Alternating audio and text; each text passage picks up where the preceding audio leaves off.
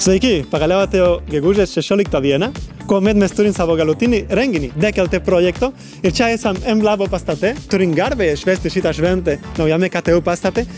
Ir na kągi, einam pažiūrėti moksleivių paruoštus projektus, nes atėjo 19 komandų, visos jos pabaigė ir džiaugiamės, kad jie pristatys mums savo geležinkelio stoties atnaujinimo projektą. Einam pažiūrėti.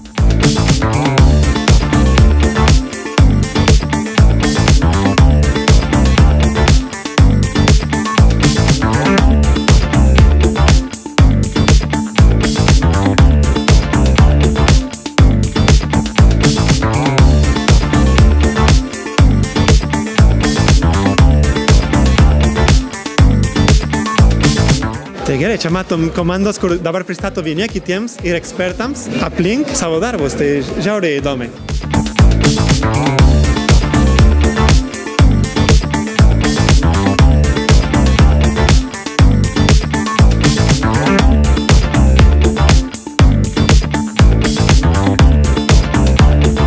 Na kągi, čia esam su Andrium Jurelioniu, mūsų fakulteto statybos ir architektūros dekano. Ir iš tikrųjų sunku pagalvoti, kad jau 5 metai ir baiginėjasi šito projekto, tai kaip jūs žiūrint į tuos visus metus, įvertinat ir projektą, ir įdirbį, ir nežinau, galit pakomentuoti. Tai aš tai džiaugiuosi, kad projektas išgyveno visas krizės, visus covidus, visus nuotolinius darbus, nes didžiausia rizika turbūt buvo pamesti moksleivių dėmesį, kai prasidėjo nuotolinis darbas, o kuo toliau, tuo, man atrodo, mes vis geriau, vis tobulėjam, jungiasi daugiau mokyklų ir šiemet planuojam netgi tortą suvalgyti šitą progą. Ok, tai labai ačiū ir nieko, linkim projektui, kad ir toliau gyvuotų, ir toliau įkvėptų Lietuvos moksleivius. Sveiki, galite trumpai papasakoti apie savo idėją? Taigi, mūsų idėja yra, kad mes nenorim, kad stotis būtų tik tai stotis, mes norim, kad šiandien būtų vieta, kur jūs norėtumėt praleisti savo laiką su šeima, draugais, gyvūnais netgi. Matau, kad labai gražiai turit sukomponavote stotį su ąžuolo lapais kažkaip. Dėl ko šita mintis? Mes norėjome, kad atsispindėtų gamta ne vien kaip medžiais, lapais ir visais kitais natūraliais dalykais, bet ir taip pat lapais ant kiekvieno pastato. Tai matote ir ant viešbučio, ir ant perono yra klevo lapai iš vitražų. Čia esam su Mantu, kuris yra iš Lietuvos geležinkelių Rail Baltic. Kaip jums šitie projektai, ar ne tokie beprotiški, ar realistiški, kaip jų ekspertų akimis žiūrint? Dalis, žinokit, kaip sakot, tai yra, kaip pavadinot, beprotiški, gal ne, bet tokių idėjų, sakykime, maloniai nustebino, nes to nesitikėjau. Aš atvažiuodamas čia galvojau, kad studentai pristatinės darbus. Sako, ne, čia moksleiviai. Tai žinokit, tikrai, kai reikėjo rinkti darbą, balsuoti, tą, kuris labiausia patiko, tai tarp 3 negalėjau apsispręsti, bet vis tiek turėjau nuspręsti, kuris. Tai žinokit, tikrai įspūdis labai geras.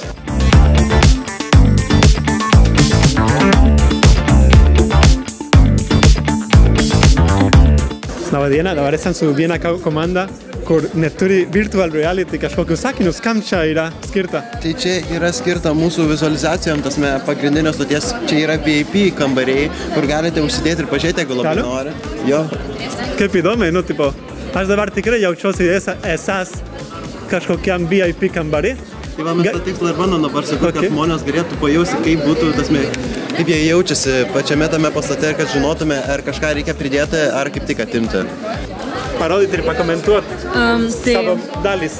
Jo, čia dariau aš šitą iš tikrųjų bandėm 3D spausdinti, bet nelabai gavosi, tai teko rankų darbą daryti su modelinu, tai labai įdomu, nelengva, bet kažkaip pavyko.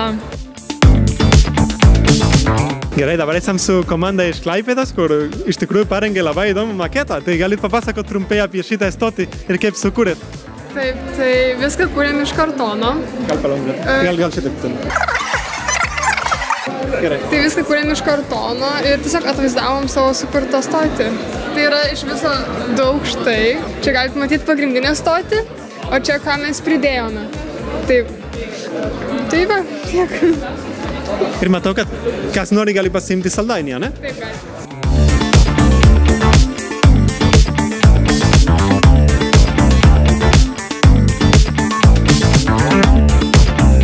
Tai va, čia turim kažkaip įdomią formą, čia yra klevo lapas, tai gal jūs atsakingi už šitą formą?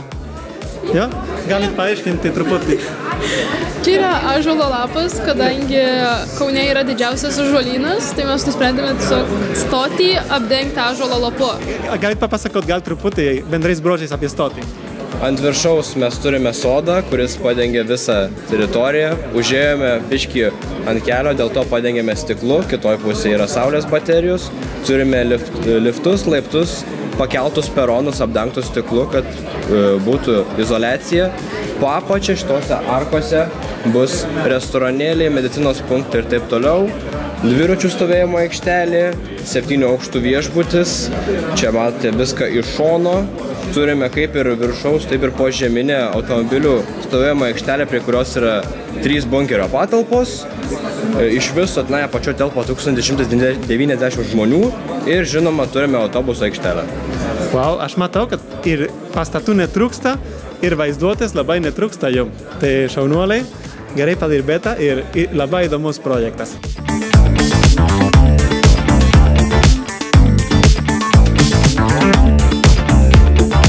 Ir nieko, galit bendrais brožiais pasakyti, ko jūsų projektas yra išskirtinis? Tai mūsų projektas turbūt yra išskirtinis dėl tilto, tai jis yra labiausiai traukiantis akį. Toliau turime tikrai daug pastatų, tai oranžerija, viešbutį, poilsio zonos, muziejų, taip pat visą spa kompleksą, baseiną. Tai turbūt tai yra, kaip sakėjau, toks urbanistinis miestelis tapęs, jau nebe tik stotis. Ir jinai yra skirta ne tik, kad keleivis galėtų keliauti tarp valstybių, tarp miestų, tačiau kad ir pritrauktų aplinkinius žmonės, jaunimą, mokinius, absoliučiai visus, kad ateitų lankytųsi stotį, kad tai būtų kaip dar toks poilsio centras, toksai uoste Kauno poilsio centras. Supratau, tai jūs žiūrite į ateitį ir to komandos pavadinimas yra futurista, ne? Taip, tai todėl ir žiūrime į ateitį. Futurist technology. O kaip sekėsi jūsų grupiai dirbti? Kaip sekės? Tikrai negaliu sakyti, nebuvo labai ten sklandu pirmoji daly, bet paskui kažkaip susikalbėjom, dirbam pirmus metus kartu, tai tikrai buvo pykčių ir tikrai komunikacija iš pat pradžių strigo, bet paskui kažkaip įsivažiavom. Tai, bet visiems būna gyvenime pasitaiko sunkių dienų, bet mes kaip ir džiaugiamės, kad tikrai galiausiai taip susibendravom ir priėjom tą bendrą rezultatą, kuris tikrai, manau, mus pakankamai džiugina.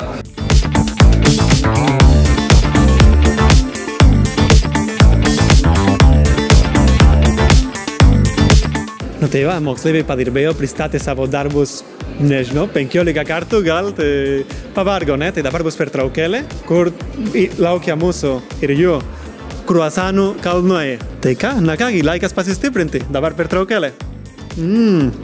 Labai skanus, tai taip, šitie kruasanai. Rekomenduoju.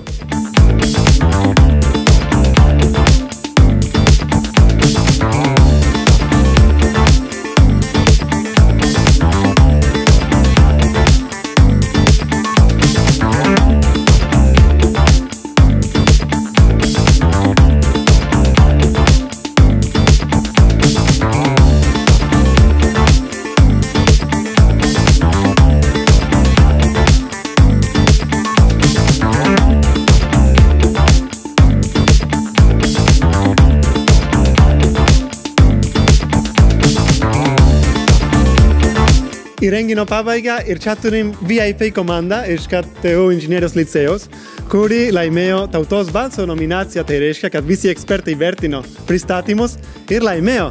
Tai nežinau, gal galit pakomentuoti, kaip jaučiatės po tokios nominacijos ir savo įspūdžius vienu žodžiu. Labai gerai, nes įdėjom labai daug darbo, tikrai galvojom, kaip tą Tautos balsą laimėti, kaip papirkti tą tautą.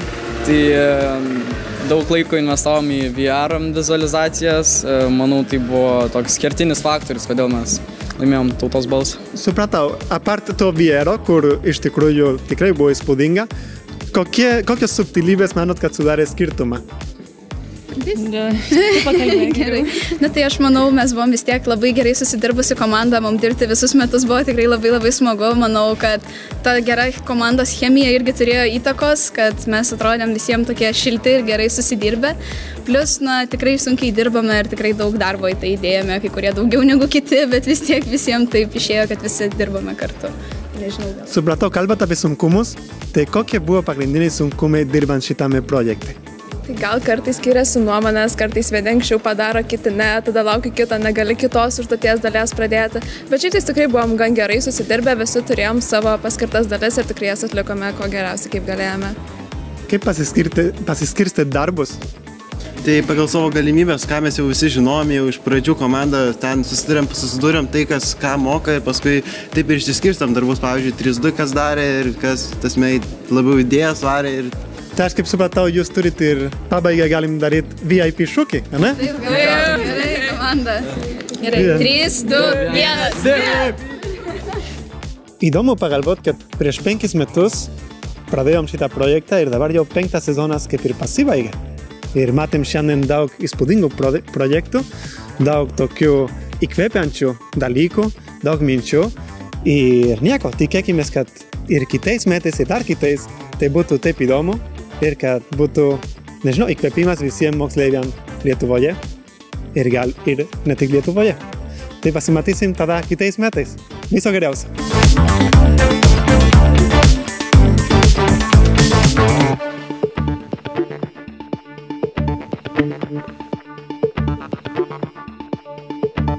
Thank you.